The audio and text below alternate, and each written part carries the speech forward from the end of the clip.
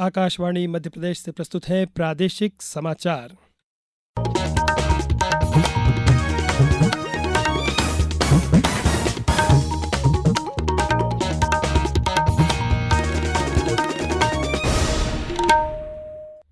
नमस्कार, समाचारों के साथ मैं नवनीत चौबे। सबसे पहले इस बुलेटिन के मुख्य समाचार। उपराष्ट्रपति जगदीप धनखड़ आज भोपाल के दौरे पर राष्ट्रीय न्यायिक अकादमी के कार्यक्रम में हुए शामिल। पुलवामा के शहीदों को देश ने दी श्रद्धांजलि। प्रधानमंत्री ने कहा, राष्ट्र शहीदों के बलिदान को नहीं भूलेगा। राष्ट्रीय खेलों का हुआ समापन, प्रदेश को मिले 82 पदक और प्रयागराज महाकुंभ मेले में डाक विभाग दे रहा है अनूठी सेवाएं। अब समाचार विस्तार से।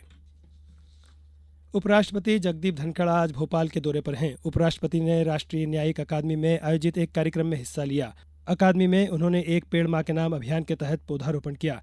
इस अवसर पर उपराष्ट्रपति ने कहा कि भारत का लोकतंत्र दुनिया में प्राचीनतम लोकतंत्र है।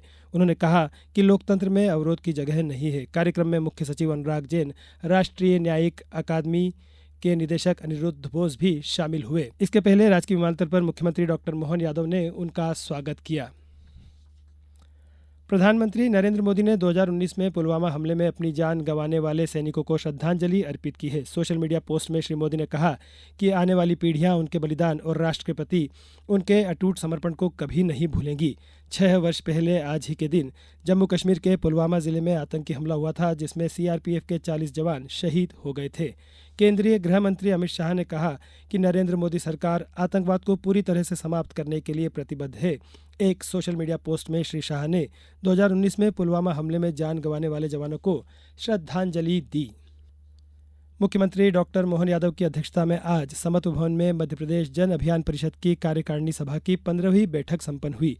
बैठक में मुख्यमंत्री डॉक्टर यादव ने जन अभियान परिषद से जुड़े स्वयंसेवी संगठन तथा प्रस्फुटन समिति कृषकों को सोलर पंप लगाने के लिए प्रेरित करने एवं किसानों की आय बढ़ाने के उद्देश्य से गोपालन को प्रोत्साहित करने के निर्देश दिए। इस अवसर पर मुख्यमंत्री डॉक्टर यादव ने व्यक्तित्व विकास और चरित्र निर्माण पुस्तिका एवं जन अभियान परिषद के संभागीय समीक्षा प्रतिवेदन 2024-25 व स्वैच्छिक संगठनों का संसार पुस्तिका का विमोचन भी किया। एक अन्य कार्यक्रम में मुख्यमंत्री ने वीडियो कॉन्फ्रेंसिंग के माध्यम से उज्जैन में आयोजित 3 दिवसीय संयुक्त चेतना वैश्विक सम्मेलन का उद्घाटन भी किया। राष्ट्रपति द्रौपदी मुर्मू रविवार को नई दिल्ली के मेजर ध्यानचंद स्टेडियम में आदि महोत्सव 2025 का उद्घाटन करेंगी। यह महोत्सव जनजातीय समुदायों की उद्यमिता, हस्तशिल्प, संस्कृति और खान पान तथा वाणिज्यिक जनजीवन को लोगों से परिचित कराता है। नई दिल्ली में मीडिया से बातचीत में जनजातीय कार्य राज्य मंत्री दुर्गादास उइके ने बताया कि महोत्सव जनजातीय शिल्पकारों और उद्यमियों को अपने उत्पादों और कृतियों को विभिन्न राज्यों के समक्ष प्रदर्शन करने का अवसर प्रदान करता है। उन्होंने बताया कि इस महोत्सव में 600 से अधिक जनजातीय उद्यमी भाग लेंगे। 9 दिन का यह आयोजन इस महीने की 24 तारीख तक चलेगा। अब समाचारों में वक्त है एक ब्रेक का। ये समाचार आप आकाशवाणी मध्य प्रदेश से सुन रहे हैं। ये समाचार बुलेटिन YouTube पर Madhya Pradesh news all India radio channel पर और फेसबुक के साथ ही X प्लेटफॉर्म पर AIR न्यूज भोपाल पेज पर सुने जा सकते हैं। इसके अलावा आप हमारी वेबसाइट newsonair.gov.in पर या न्यूज ऑन AIR ऐप पर भी समाचार सुन सकते हैं।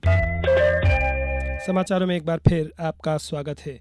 मुख्यमंत्री डॉक्टर मोहन यादव ने कहा है कि झीलों की नगरी भोपाल में निवेश के महाकुंभ ग्लोबल इन्वेस्टर्स समिट में शहरी विकास के क्षेत्र पर विशेष फोकस किया जा रहा है।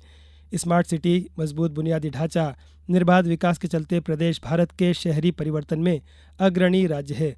प्रदेश में 72,000 करोड़ रुपए की चल रही शहरी परियोजनाओं और 88,000 करोड़ रुपए की आगे आने वाली परियोजनाओं के साथ राज्य तेजी से अपने बुनियादी ढांचे, आवास और स्मार्ट सिटी प्रोजेक्ट का विस्तार कर रहा है।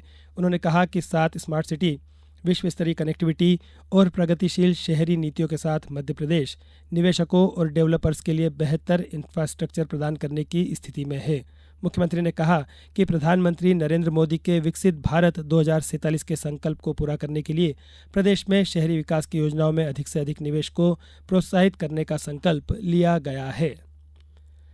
खाद्य नागरिक आपूर्ति एवं उपभोक्ता संरक्षण मंत्री गोविंद सिंह राजपूत ने बताया है कि वर्ष 2024-25 में धान उपार्जन के लिए 6,69,000 किसानों से 43,52,000 मीट्रिक टन धान का उपार्जन किया गया है। उन्होंने बताया कि अभी तक 9,860 करोड़ 66 लाख रुपए किसानों के बैंक खाते में भेज दिए गए हैं। उन्होंने कहा कि शेष राशि किसानों के खातों में भेजने की कार्यवाही जारी है। उत्तराखंड के हल्द्वानी में 38वें राष्ट्रीय खेलों का समापन आज हो गया। गृह मंत्री अमित शाह कार्यक्रम में मुख्य अतिथि रहे। खेल मंत्री मनसुख मांडविया, उत्तराखंड के मुख्यमंत्री पुष्कर सिंह धामी, मेघालय के मुख्यमंत्री कोंगकल संगमा समेत कई हस्तियां उपस्थित रही। इस अवसर पर गृह मंत्री अमित शाह ने सभी खिलाड़ियों को बधाई दी। जीत का जज्बा और हार से निराश न होना, यही खेल का संदेश। इसलिए जो जीते हैं और जो हारे हैं वो सभी खिलाड़ियों को मैं अनंत अनंत शुभकामनाएं देता हूं। मुख्यमंत्री डॉक्टर मोहन यादव ने कहा है कि मध्य प्रदेश खेलों के लिए अधोसंरचना विकास और खिलाड़ियों को विश्व स्तरीय प्रशिक्षण एवं अभ्यास की सुविधा उपलब्ध कराकर खिलाड़ियों को प्रोत्साहन प्रदान करने की दिशा में निरंतर नवाचार कर रहा है। इसके सुखद परिणाम भी प्राप्त हो रहे हैं। हाल ही में राष्ट्रीय खेलों में प्रदेश को मिले 82 पदक राज्य की उपलब्धि का प्रमाण है। मुख्यमंत्री डॉक्टर यादव ने खेलों को बढ़ावा देने के लिए प्रदेश को सर्वश्रेष्ठ राज्य के रूप में मिले स्पोर्ट स्टार एसएस अवार्ड 2025 के लिए प्रदेशवासियों को बधाई और शुभकामनाएं दी हैं। प्रसन्नता का विषय है कि मध्य प्रदेश ने हाल ही में संपन्न नेशनल गेम्स 82 पदक जीत करके देश के अंदर अपना चौथा स्थान बनाया है। द हिंदू समूह का स्पोर्ट्स स्टार एक खेल के क्षेत्र में एक अग्रणी प्रकाशन है। हमने पिछले वर्षों में लगातार खेलों को बढ़ावा देने के लिए प्रोत्साहन दिए थे और योजनाबद्ध तरीके से किए गए प्रयासों का परिणाम है कि हम अपने आज के इस दौर में स्पोर्ट्स स्टार एसएस अवार्ड 2025 में हमने न केवल सर्वश्रेष्ठ राज्य का पुरस्कार जीता है बल्कि 2024 में राज्य ने 3 पेरिस ओलंपिक पदक विजेताओं 4 राष्ट्रीय चैंपियनों का जश्न मनाया है। डाक विभाग प्रयागराज में चल रहे महाकुंभ मेले में श्रद्धालुओं को अनूठी सेवाएं प्रदान कर रहा है। मेला क्षेत्र में लगे शिविरों में आधार और अन्य दस्तावेजों को अपडेट करने जैसी सेवाएं प्रदान कराई जा रही हैं। संचार मंत्री ज्योतिरादित्य सिंधिया ने महाकुंभ 2025 पर 3 स्मारक डाक टिकट जारी किए। उन्होंने प्रयागराज के अरेल घाट डाकघर में टिकटों का अनावरण किया। स्मारक डाक टिकटों में त्रिवेणी तीर्थ के 3 प्रमुख पहलियों महर्षि भारद्वाज आश्रम, स्नान और अक्षयवट को दर्शाया गया है। पवित्र स्नान के दिनों पर विशेष कवर, दिव्य, भव्य और डिजिटल महाकुंभ तथा पोस्टकार्ड सहित अन्य डाक टिकट भी जारी किए गए हैं। ये सीमित संस्करण वस्तुएं वेबसाइट www.epostoffice.gov.in पर उपलब्ध हैं। अब कुछ समाचार संक्षेप में।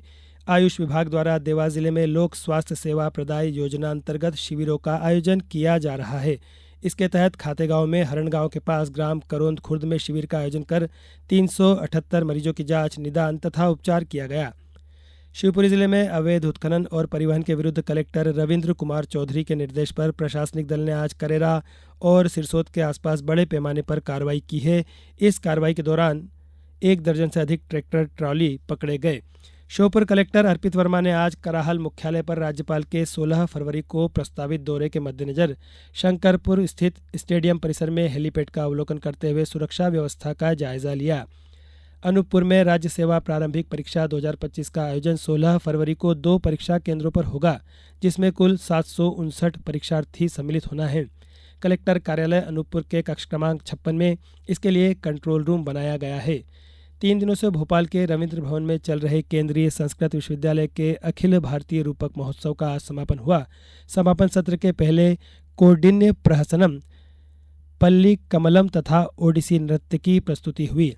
सौर ऊर्जा से बिजली तैयार करने को लेकर पश्चिम मध्य प्रदेश में 25,250 स्थानों पर रूफटॉप सोलर नेट मीटर लगाए जा चुके हैं, जिसमें से मंदसौर जिले में 670 सोलर संयंत्र लगाए गए हैं। गुना में हाई स्कूल, हायर सेकेंडरी एवं हायर सेकेंडरी व्यावसायिक पाठ्यक्रम की परीक्षाएं 25 एवं 27 फरवरी से 25 मार्च 2025 तक आयोजित होना है। परीक्षा के लिए जिले में कुल 55 परीक्षा केंद्र बनाए गए हैं, जिसमें से 9 अति संवेदनशील परीक्षा केंद्र हैं और झाबुआ कलेक्टर एवं जिला दंडाधिकारी नेहा मीना ने ध्वनि प्रदूषण नियंत्रण हेतु जिले की सीमा में रात्रि 10 बजे से सुबह 6 बजे तक loudspeaker, DJ, band, pressure horn तथा अन्य ध्वनि विस्तारक यंत्र का उपयोग प्रतिबंधित किया है। इस बुलेटिन में बस इतना ही। नमस्कार।